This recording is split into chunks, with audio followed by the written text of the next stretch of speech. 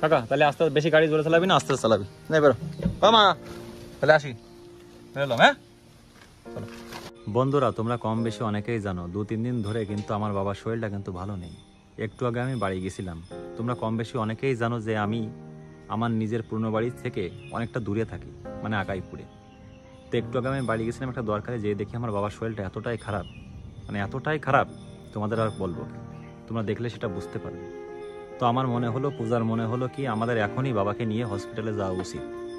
আমাদের এই আশেপাশে হসপিটাল একমাত্র বনগাঁ ছাড়া আর নেই। তো এখনই বাবাকে এই তাড়াহুড়ো করে, এখন সময় 3টে বাজে দুপুর, এখনই বাবা বেরোচ্ছি আমরা সবাই, এখনই বাবাকে নিয়ে হসপিটালে যাব। তোমাদের কাছে আমার একটাই রিকোয়েস্ট, দেখো আমার বাবা কিন্তু আমার জন্য অনেক কিছু করেছে, এখনও করে, আমার পাশে এখনও আছে। তো একটু দোয়া চাই তোমাদের কাছে, সবার কাছে, যে আমার বাবা যেন খুব তাড়াতাড়ি সুস্থ হয়ে যাক। তো পূজা আমরা এখনই বেরোচ্ছি, এখান থেকে ডাইরেক্ট যাব বাড়ি, বাবাকে নিয়ে টুকটুকি করে বনগাঁ হসপিটাল, তোমাদের মধ্যে সব কিছু শেয়ার করবো। প্লিজ তোমরা একটু পাশে থেকো এবং একটু ভালোবাসা দিও। তা বেশি দেরি না করে বন্ধুরা আমরা এখনই বেরোচ্ছি। পূজা চলো চলো চলো চলো।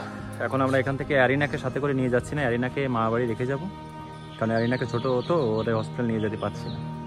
ওখানে মা বাড়িতে রাখবো, দেখে আমি পূজা বাবাকে নিয়ে ডাইরেক্ট যাবো হসপিটালে, ভর্তি টর্তি করে দিয়ে কী দেখি বলে ডাক্তারবাবু, ওখান থেকে কথাবার্তা বলে দিলে সব কিছু তোমাদের শেয়ার করছি। আর পারলে একটু ভিডিওটাকে একটু শেয়ার করো, আর একটু দাদার পাশে থেকো তোমরা প্লিজ। আর একটু আশীর্বাদ এটাই চাই যে আমার বাবা যেন খুব তাড়াতাড়ি সুস্থ হয়ে যায়। চলো সোজা আকাইপুর থেকে ডাইরেক্ট চলে এসে শ্বশুরবাড়ি। তো আমি আর পূজা এখন দুজনে বেরোবো, এখন এখান থেকে ডাইরেক্ট যাবো আমার বাড়িতে। অ্যারিনা এখানেই থাকবে মা বাড়িতে, কারণ ওকে নিয়ে যাওয়া যাচ্ছে না। পূজা চলো চলো চলো চলো বেরো। এখান থেকে যাচ্ছি ডাইরেক্ট বাড়ি, তারপর বাবারে ওখান থেকে টুকটুকিতে উঠে নিয়ে শুরু করবো যাওয়া। চলো বন্ধুরা। তো ফাইনালি বন্ধুরা আমি বাড়ি চলে এসেছি, বাবারে বসা নিয়ে গেছে টুকটুকিতে, আমরা নিয়ে এখন বেরোচ্ছি। তো আমি কোনে বসবো? ওখানে এটা সরাই এদিকেই বসতে বাবা একা বসো। হ্যাঁ ঠিক আছে, অসুবিধা নেই।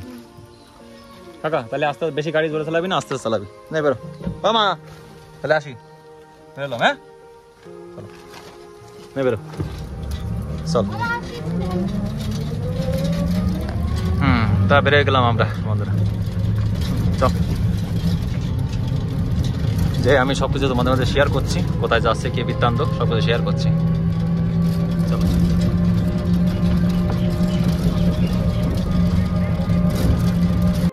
আজ হচ্ছে বন্ধুরা শনিবার, আর এখন টাইম হচ্ছে প্রায় 4:30-35 বেজে গেছে। মানে তোমরা কম বেশি জানো আমি 5টার পরে যে আপলোড করি। এখন আমরা আসি গোপালনগর কালীবাড়ি ছাড়ালাম, মানে প্রায় হাই রোডে আসি। আমাদের এখান থেকে যেতে বনগাঁ হসপিটালে টাইম লাগবে প্রায় আধা ঘন্টা। লেগে যাবে আধা ঘন্টা, 20 মিনিট আধা ঘন্টা লেগে যাবে।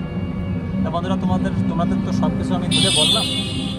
রিসেন্টলি এখন আমরা এখানে আসি, আর কিছুটা সময় লাগবে, ওখানে যে কি হয় কি না হয় সব কিছু তোমাদের মাঝে আমরা শেয়ার করব। প্লিজ তোমরা একটু পাশে থেকো আমাদের, এটাই কামনা করি। তাহলে চলো আপাতত এই পর্যন্ত আমরা আসলাম।